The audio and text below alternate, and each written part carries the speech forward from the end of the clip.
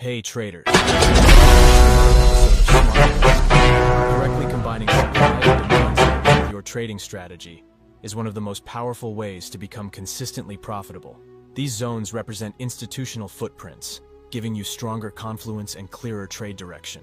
That's why in today's video, I'm going to share an advanced trading plan that combines smart money concepts with supply and demand theory into one complete trading model, featuring multiple entry methods to help you catch A-plus trades. And I won't just explain the theory. I'll take you step by step through how to apply this rule-based strategy directly on your charts, using 3 different entry models, all presented in the simplest and most mechanical way possible. So make sure to watch until the end. We always appreciate your support, so please give this video a thumbs up and subscribe to our channel if you are new. See you after intro.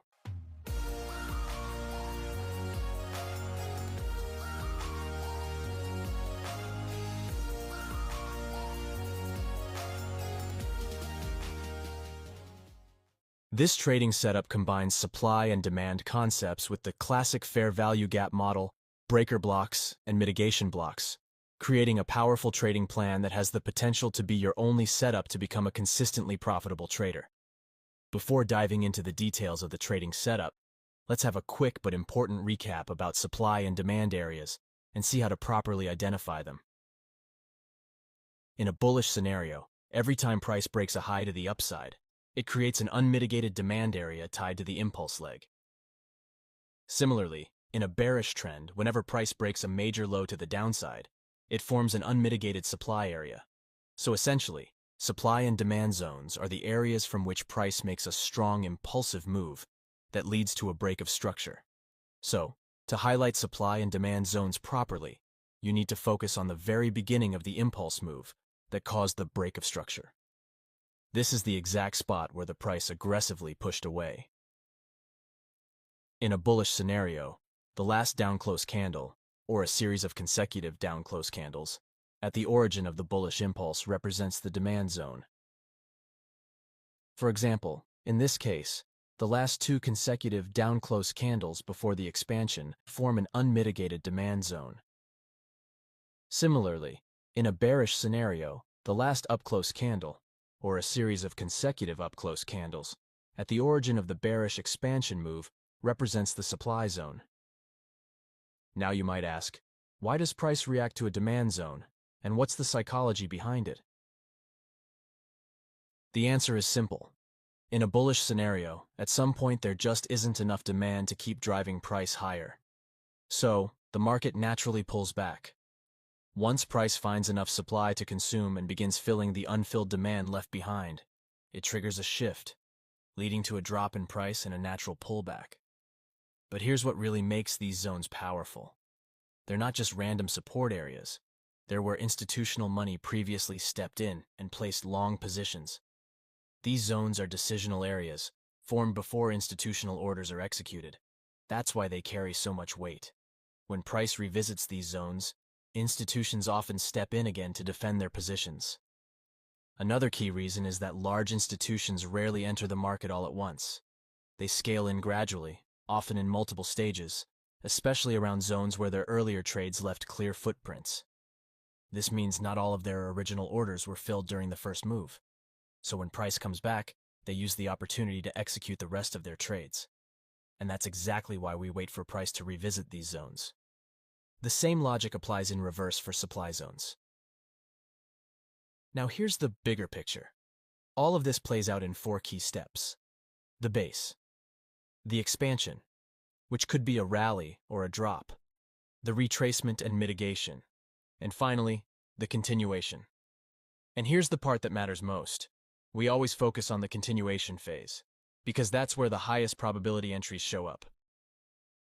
This strategy works with 2 time frames, a higher time frame to analyze market conditions and identify high-quality supply and demand zones, and a lower time frame to zoom in for confirmation signals and precise entries. My recommended combinations are the 1 hour with the 5-minute, or the 4 hour with the 15-minute. Of course, you can use other time frames as well, but the key rule is that your higher time frame should always be at least 2 levels above your entry time frame. Also keep in mind that supply and demand zones on the 4-hour and 1-hour charts are far more reliable, and price is much more likely to respect them. Now let's break down the details of this trading setup and see exactly how to execute trades with it. In a bullish scenario, the first step is to confirm that price is in an uptrend and that buyers are in control of the market. To do this, you need to identify at least 2 successive bullish breaks of structure. Once that happens, shift your focus to the most recent bullish break of structure. From there, trace back to the origin of the bullish expansion move, the move that initiated the break. This origin point is what forms the demand area. The next step is to highlight the most recent unmitigated demand zone on the higher time frame. Then, wait for price to return to that zone.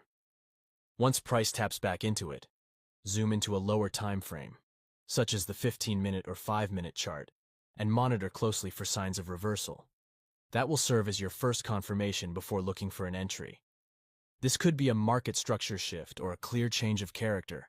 Either way, that serves as your first layer of confirmation.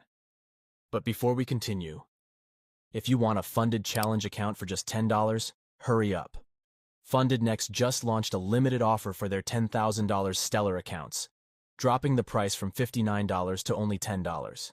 But keep in mind, only the first 10,000 traders can claim this deal, so make sure to register using our exclusive link and apply the coupon code in the description before it's gone.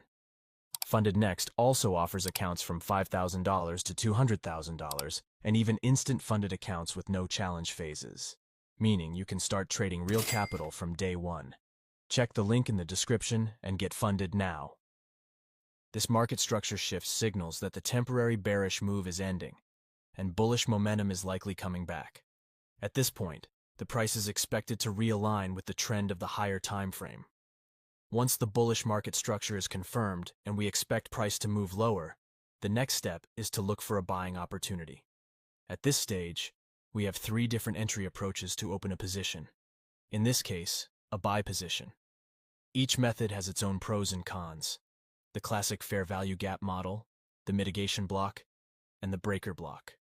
These areas often act like magnets, attracting price to retrace into them before continuing upward. So, in the first entry method, once price taps into the higher time frame supply or demand zone and forms a market structure shift on the lower time frame, we then look for a bullish fair value gap that forms within that market structure shift leg. That's where we open a buy position on the lower time frame. For the take profit, you can target the nearest liquidity pool on the current time frame, or aim for higher time frame key levels if you're looking for a larger move. Similarly, in the second entry approach, after price taps into the higher time frame supply or demand area, if it forms a mitigation block on the lower time frame, that gives us a strong opportunity to go long. For a bullish mitigation block to form, price first needs to create a swing low, then a swing high, followed by a higher low. After that, price should make a market structure shift with a bullish displacement leg that closes above that swing high. In this case, your bullish mitigation block will be the up-close candle, or series of up-close candles, formed between the first low and the first high. To execute a long trade, you can place a limit order at the highest point of that mitigation block and wait for price to activate it. Note that this is different from a breaker block because with a breaker block, we look for a lower low to be formed, not a higher low. So in the third entry method, we are looking for a bullish breaker block to form inside the higher time frame supply or demand zone. For a valid breaker block, price needs to first create a swing low, then a swing high, followed by a lower low.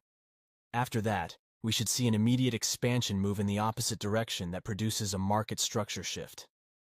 In this scenario, the up-close candle, or series of up-close candles, formed between the first swing low and swing high, will mark your breaker block area. That's the zone you can use to open a long position. The exact same concepts apply to bearish entry methods, just in reverse.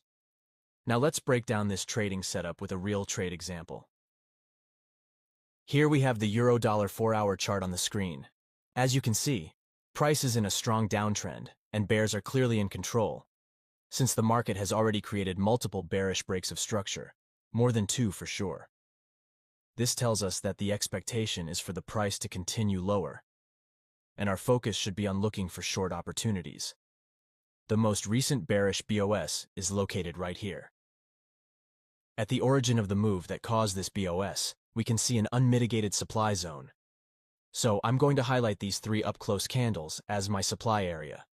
This gives us a fresh supply zone, and this is exactly where we want to keep our eyes, because it's an ideal area to look for short opportunities if price pulls back into it. The next step is simply to wait for price to tap into this 4-hour unmitigated supply. Now let's unfold the chart and see what happens next. As you can see, price pushed higher and tapped directly into the 4-hour supply zone. So now, all the criteria we were looking for are in place. A strong downtrend with multiple bearish BOSs, a clear break of structure on the 4-hour chart, and a fresh, unmitigated supply zone formed at the extreme, now tapped by price. Now everything looks perfect, so I'm going to zoom into the 15-minute time frame to monitor the price action inside the 4-hour supply zone and identify a suitable entry point to go short. With the 15-minute chart on the screen, you can see that after tapping into the higher time frame supply, the price reversed and formed a clear market structure shift. At the same time, it created a breaker block, represented by these 2 down-close candles. Notice the sequence here. Price first formed a swing high, then a swing low, followed by a higher high.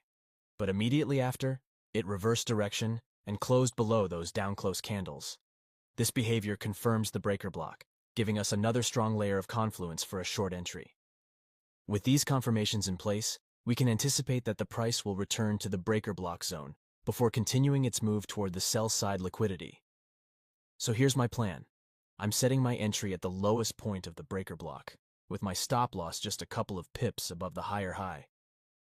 For the take profit, I'm targeting the sell-side liquidity below this swing low, which gives us roughly a 4-to-1 risk-to-reward ratio. Now let's play out the chart and see how this trade unfolds. As you can see, the order was triggered. After a brief drawdown, price reversed, pushed lower, and eventually hit the take profit, exactly as expected. Now let's move on to the next real chart trade example. Here we have the Bitcoin dollar 4-hour chart on the screen. As you can see, the overall market profile is strongly bullish. Bitcoin is in the middle of a bull run. Looking closer, you can see that price created a break of structure with this large bullish momentum candle, breaking and closing above the most recent swing high. This tells us that buyers, the bulls, are in control of the market. Based on that, we should expect price to continue moving higher. With this confirmation, our focus shifts entirely toward finding buying opportunities. Next, our focus shifts to the origin of this bullish expansion move, the very move that initiated the latest break of structure. This origin point has formed a demand area. Notice that I'm not highlighting these 2 down-close candles here. If you look closely, you'll see that the price already pushed below this red candle with the wicks of the following green candles. Since I don't consider more than 3 candles when defining supply and demand zones on the 4-hour chart, I simply mark the zone starting from the lowest point of the expansion move, its true origin. This leaves us with a fresh, unmitigated demand zone. And this is exactly where we want to keep our eyes. It's an ideal area to look for long opportunities if price pulls back into it. Now let's play the chart forward to see what happens. As you can see, price taps into the zone and shows rejection. At this stage, I zoom into the lower time frame, in this case, the 15-minute chart, to closely track price action within the 4-hour demand zone, and look for any signs of reversal and refine a suitable entry point for a long trade. Now, here on the 15-minute chart, if you look closely, you can see that after tapping into the 4-hour fresh demand zone, price rejected and formed a market structure shift by breaking and closing above this 15-minute swing high. This tells us that selling momentum is fading, buyers are stepping back in, and price is likely to realign with the 4-hour trend. Once the bullish market structure shift is confirmed on the 15-minute chart, we can expect price to continue pushing higher. The next step is to look for an entry point for a long trade, whether that's a fair value gap, a breaker block, or a mitigation block. If you look closely, you'll notice that price has created a bullish fair value gap inside this market structure shift leg. This area often acts like a magnet, pulling price back before continuing to the upside. So, in this case, I'd set my entry at the highest point of that 15-minute bullish fair value gap, using a buy limit order and simply wait for it to be triggered. Now, Let's see if our trade plays out successfully. As you can see, price pushed lower, tapped into our buy limit order, and then shifted direction, pushing higher exactly as expected. This confirms the effectiveness of combining higher time frame demand zones with lower time frame confirmations for sniper entries. That's it, traders. Thanks for watching. I hope you found this video valuable. If you did, hit subscribe and turn on notifications so you never miss an update. Drop a comment below with your thoughts or topics you'd like to see next. Your support means the world to us. See you in the next video.